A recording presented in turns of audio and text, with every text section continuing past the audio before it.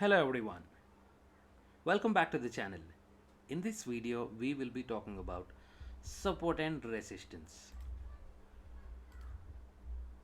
Alright, so for every new trader, I am sure support and resistance is something really crazy, and everybody have a different notion of what could be this support and resistance. I will try to simplify this to most of the extent in this particular video. I would request you all to please subscribe to the channel in case if you are new, or in case if you already subscribed, I request you to please share it among your traders fraternity. All right, let's delve into the topic support and resistance. Okay, so what is happening in trading? There is a bidder, there is a seller, right? I mean, somebody is quoting some price, and whoever is interested in selling it at that particular price, trade is happening, right? So this is absolutely an auction market. Okay, so here price is going, and whoever is interested in selling, they are selling, right? So that is an auction market theory. You place your bid, somebody also places his offer.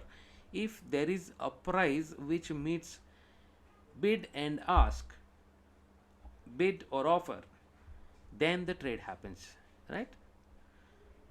So why are we talking about auction market theory? Okay, let's look at this particular chart. This is a Reliance chart again.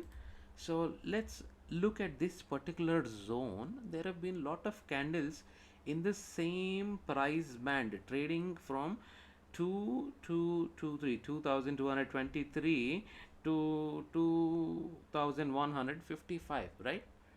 So what does this mean? I mean, uh, the auction is happening here wonderfully, and it is, the price is not going up. What does this mean? I mean, the sellers are more in number. I mean, at this price point, people are interested in selling Reliance shares rather than buying Reliance shares, right? Only then the price can come down, right? So that's the reason that we are trying to understand the auction market theory. And what this theory says,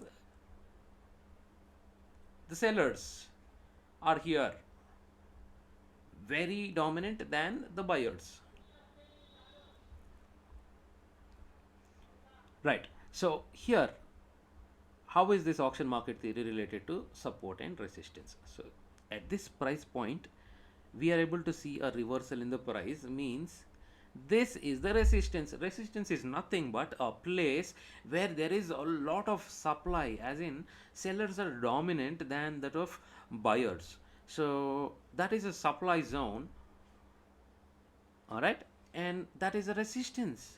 Both are one and the same, right? So at this price point, it is very important for the price to break out, and then we can trade, I mean, take fresh trades in the long side of the trade. So that is the importance of the support and resistance. So I would want to quickly draw a horizontal line. I have already selected a horizontal line here, and that is the reason when I click here, it is a line coming up, horizontal line coming up, and that is what I call it as a resistance zone, right? And if I come to the opposite side, I mean this side, yeah, the price point or the price band is about from 1912 to, see, this price 1841. So here,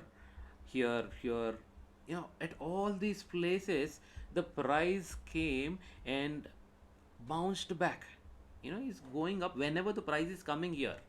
Okay, the price of the share is increasing, so that means this is support zone. Okay, there is a lot of demand and people are buying it. That is a support zone, right? And let's quickly refer to the auction market theory. Let us say there are a lot of buyers in this particular price band. Whenever the price comes here, obviously you know it for the fact that there are a lot of buyers available in this price band. So what will happen eventually? The price will go up. So let us say, let me give you a very rudimentary example. Okay, I am into the market and I am trying to buy let's say headphones. Okay, and there is an open market, open auction market. Okay, so I am shouting that my bid price is 100 rupees, 100 rupees, 100 rupees every time the price is coming to 100 rupees.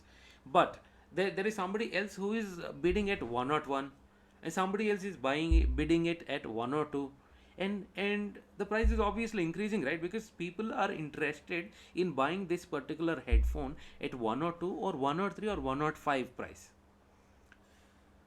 Okay, let us say there is nobody interested in 105. The bidding will come back again. I mean, somebody will say 104, somebody will say 103, and immediately whenever the price comes to 100 rupees, I am there because I am already here at this price band of 100 rupees. And when it comes to that price, I will again shout 100, 100, 100. Right? In the same way, there are a lot of buyers, the price will go up. And if there is a lot of sellers, the price will come down. That is very simple explanation of what is supply and demand, or in other words, resistance and support. Okay, so we can draw this kind of support and resistance lines in whatever time frame that we want. Okay, for a positional trader, it is important to draw this support and resistance lines for a longer time frame, like 1 week is a very good time frame, right? You'll be able to see a direction. I mean, for a positional player, I mean, you invest somewhere in 2014, 15, 16, 17, and when you get to see a price jump, you will be exiting, right? So that's the purpose of an investor. So you must be looking at 1 week or 1 month also is fair enough, should not be a problem at all. But for somebody who is trading more of a short term, like contracts, futures and options, which contracts lies for not more than 3 months, you should be cautious and you should be using a good time frame, which makes absolute sense. Like it can be 1 hour time frame. Reliance, we will not be able to infer much from just 1 day chart, because there has been a phenomenal jump about 6% for a heavyweight index, heavyweight of a stock which carries almost 12 to 15% of weight on index. 6% is a massive jump. Okay, let's look at the previous day's chart. I mean, if we zoom it up, this is the zone where it took support once, twice, thrice, right? And then eventually it has broken this support. That means if the support broken here, this will be the resistance.